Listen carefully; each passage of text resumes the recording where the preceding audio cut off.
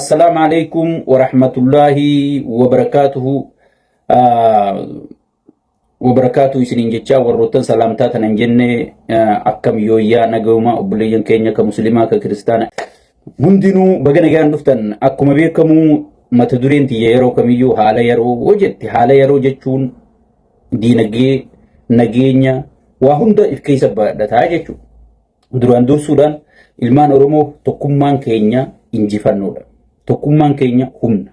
Diinni wanni inni diiguu barbaadu, wanni inni balleessuu barbaadu tokkummaa keenya. Laal paartii tana keessa turre. PP'n tun waan irra nu leenjisaa turtee jira. Haga dandeessanitti nama wal shakkisiisa. Adda baasaa, adda fageessaa jechuurra si leenjisanii jechuudha. Yaa obboleeyyan kiyya waan beenurraa isinii dubbachuu jirra. Meemma warra PP tana deeggaru laale. Yeroo hunda gosummaa fiigan, amantii fiigan, anaa ganda kanaati, anaa gosa kanaati, anaa maarree kana leenjiidhaa jechuudha. Doktoreetii sheeyxaantichi qabatee dhufee kanaa ife eeggadhaa yeroo hunda. Dhimmi Dirree Dhawaa dhimma Harargee qofaa miti. Dhimma Oromoo guutuuti. Dhimma Wallaggaati, dhimma Wallooti, dhimma Arsiiti, dhimma Oromoon guutuun bakka takkaa kutaan 11. Bakka takkaa gabbee iyyuu Walloo Amaarri gaddeemee fudhate Oromoo tuffatame akkasii yaada. Akkasii yaada malee akka waan gartee dhimma gartee ganda tokkoo dhimma garee takkaa dhimma akkasitti biran dabrina akkasitti yaadina. Dirree Dhawaa arra dubbii Dirree Dhawaati. Dubbii Dirree Dhawaa dheengadda dubbachuu turre gaafa heerii seenichi keessa kabajamu ani iyyuun ture jechuudha. Warri arra iyyuu kun warri arra jee gurra lamaan qabatee iyyuu kun kaadiree mootummaati diyaaspooraan. Dabil ejentiidha firraa eegaa nuti wal beeyna. Warra dheengadda Khadiraa Joowar yookaan Kadiir Joowar kan isin jettaniin Minisootaa tanas simatee nyaata afaan kaayaa ture. Wanni ati dalagu jirtu waan ajaa'ibaati jabaadhu Oromoo buqqisi. Jabaadhu seenaa Oromoo jijjiire jaldeessaa hunda maqaa jijjiire kursii Oromoo hunda hiree sigale Oromoo dhabamsiise gaafa nuti jennu nurra duuluutu warra tureetu arra waan akka Dirree Dhawaa Abiyyi dubbatee akka waan Dirree Dhawaa ta Oromooti jee murteessee jee gurra qabatee iyyuu jira jechuudha. Namni tokko yoo si dhungate maaliif na dhungatee jiyaati? Yoo si arrabsee maaliif na arrabsee jiyaati? Abiyyi maaliif arra waa'ee Dirree Dhawaa kaase? Maaliif dhimma Dirree Dhawaa dubbate? Qaama keetirraa waan takka waan hubachuu qabdu qaama keetirraa mataa kanaa ol bakkiif qabattu ni hafe. Biyya san keessatti muummicha ministeeraati ol namni aangoo qabu hin jiru jechuudha. Osoo waan afaaniin jeessan kan itti amanu taate Dirree Dhawaan heeraan ala taa'u jirtii je'ee heera kabachiisuu qabu Dirree Dhawaa deebisuu qabu Oromoodhaaf isaa jechuudha. Garuu kijibaadha. Ni kijibe.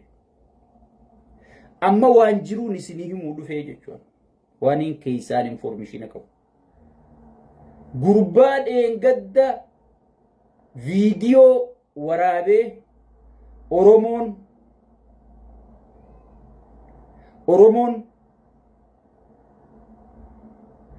aananii fi killee gurguratti malee Dirree Dhawarraa maal qabdi jeessan viidiyoo gurbaa sanii gabbee.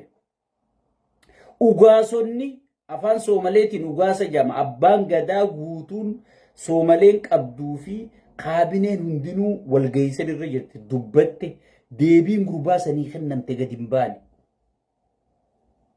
Waan ugaasonni jaan gadi hin baane. Hirmaannaan uummataa takkalleen gadi hin baane. Maaliif viidiyoon takkittiin sun qofti gabbaate? Waay? Meef gaafadhu? Viidiyoo gurbaa sanii takkittii san qofa keessaa fuudhanii miidiyaadhaan maaliif balballoomsuun oofuun barbaachise jechuudha. Gurbaan sun eenyu dura? Kan beekneef hin himu. Gurbaan sun gaardii Adam Faaraatii fi isaatu ilmaan adeerraniiti mana Adam Faaraa gala gurbaa. Amma dura torbaan tokko dura Abiyyi biiroo Ahmad Shideetii fi Aadam Faaraa biiroo isaanii yaamee diraamaan kun akka dalagamu qaceelfamni kennamee jechuudha. Torbaan tokko dura. Ozoon paarlamaan deemsisuuf guyyaa lama hafe. Aadam Faaraatii fi Ahmad Shidee yaameeti karoorri itti kenname. Maaliif karoorri kenname? Abiyyi kun nama akkam ture? Nama Oromoo irraa dhiinsaa keessatti harka cirsiisuu ture, gudeechisuu ture, Oromoo buqqisuu ture, bakka iddoo rabshaan jirtu guutuu takka takkatti dabaasee beekaa jechuudha. Waajjira san keessa ture. Waajjira san isa faa hundeessee jettanii ittiin dhaadattanii. Waajjira Oromoo gudeechise, Oromoo salphise, Oromoo buqqise, Oromoo biyyaa baase. Waajjira san inni hundeessee jedhaniiti barfaarsee bulaan dhaadataan. Sila ani hundeessinee osoo nama mataa qabu taate ani hundeessinee jaabar waajjira san caalaa ka Oromoo miidhan jiru. Namichi iddoo madaa Itoophiyaa tana takka takka beekaa jechuudha. Ichi keessaa abbootii isaatiif waan Oromoo basaasaa ture, sabaa sablammii basaasaa ture, sirriitti takka takka beekaa jechuudha. Takka takka beekaa jechuudha. Gaafiin sunuun gaafatamne, Dirredhawaan hun gaafatamne, Walqaayiti gaafiin paarlamaa keessa gaafatamne. Maaliif Dirredhawaa tuqe? Wali buusuu deemaa jechuudha. Wali buusuu deemaa jechuudha. Wali buusuun jireenya isaati. Urmii dheereeffachuu. Waan hin takka jala muree isinii himuu qabu Soomaleen Dirredhawaan ta Oromoo ta'uu ni beeyti. Jijjiga ta Oromoo ta'uu ni beeyti. Sigale? Jijjiga ta Oromoo ta'uu ni beeyti. Dirredhawaa dhiisiti. Even hargeysa jechuun afaan Oromootiin maali? Hargeysa yoo jedhan afaan Oromootiin ni beeytaa? Magaalaa Hargeysaa ta Oromoo ta'uu ni beeyti. Maaliifi Dirredhawaan ta Oromootiin miti jedhanii amma dubbii kaasuun barbaachise. Kahaase haadireedha. Ka waan kana oofu jiru haadireedha. Ajaja kennamee jira. Sigale. Okay, yoo ajajni kennamin. Yoo dhimma kana gartee warri tikaa godhutti hin jirre, ummata wali buusuuf godhutti hin jirre, intala takka ta ummata Dirredhawaa shiite jettee arrabsite Finfinnee gurra qabanii fidanii dhiifama gaafachiisan. Gurbaan akkas jeesuun Dirredhawaa keessa gala. Bakki inni galu beekamaadha. Maaliif fuudhanii heeratti hin dhiyeessin? Khadiraan Joowar namichi afaan mastii sun sigale subhanallah maashaallah ka jujjuu sun miidiyaa irra bahee maaliif fuudhee heeratti hin dhiyeessin?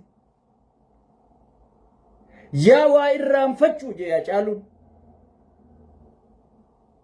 Bara 1880 dura yeroo Minilik Oromiyaa bahaa wareeru magaalaan giddugala siyaasaa fi dinagdee Oromiyaa bahaa magaalaa Jaldeessaa jedhamte. Dirredhawaan gara magaalummaatti kan jijjiiramte bara 1902 daandiin baaburaa Itoophiyaa akka seenuuf murtaa'uu hordofeeti. Daandiin baaburaa yeroo diriirfamu magaalaan Jaldeessaa keessa akka bahu Finfinnee qunnamu yaadamus sababa tabbaa fi gaaraatiin magaalaa Jaldeessaa keessa bahuu dadhabuu hordofe. Ardaa Dirredhawaa Elamoo keessa akka bahu taasifame. Yeroo kana magaalaan Dirredhawaa kan hundoofte. Dirredhawaan sababa daandii baaburaatiin gara magaalaatti jijjiiramte. Dirredhawaan osoo bifa magaalaa hin qabaatiin naannoo magaalaa fi Dachaatu jedhamuun nama gosa afran qalloo keessaa kan ta'e maqaan isaa Dhawaa Elamoo Mudee jedhamu jiraataa waan tureef maqaa Dhawaa jedhamu fudhatame. Lafti inni irra qubatee jiraataa ture diriiraa waan ta'eef Dirredhawaa Elamoo Mudee irra jiraatu yookaan qe'ee ardaa Dhawaa Elamoo Mudee jedhamee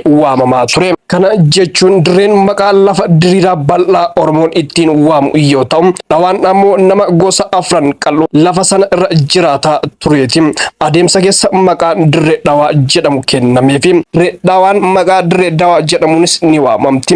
Warri afaan Oromoo hin beekne qubee dachaadhaa waamuun waan itti ulfaatuuf Dirredhawaa jedhuun yaamu. Hiikni isaas dirreen qoricha akka waan jedhuuti. Dirredhawaa Dhawaan gandoota baadiyyaa 38 fi ganda magaalaa 9 qabdi. Seenaa ona afran qalloo dirree dhawaa qubsuma Oromtichaa baha Oromiyaa araddaa dhawaa handhuura daldalaa fi dinagdee burqaa sosochii afran qalloo qe'ee hawaasa Oromoo. Dirree dhawaan seenaanis seeraanis himannaanis teessuma lafaatiinis baay'ina uummataatiinis marfama naannootiinis tan Oromootiin kan beekuun barbaachisaadha. Egaa hordoftootaa fi kabajamtoota maatii Jiruu Miidiyaa odeeffannoon har'aaf qabannee isiniif dhiyaanne hanganuma odeeffannoo keenya biraatiin hamma walitti deebinutti nagaan turaa isiniin jenna. Namoonni Jiruu Miidiyaadhaaf haarawaa taatan yookaan sabskraayibiin godheen sabskraayib gochuudhaan maatii Jiruu Miidiyaa akka taatan akkasuma laayik sheer gochuudhaan jajjabeessaan dhaamsa keenyaa yaadoo qabatan gara koomantiitiin nuuf kennaa waan hojiin turtaniif galatoomaa ulfaadha.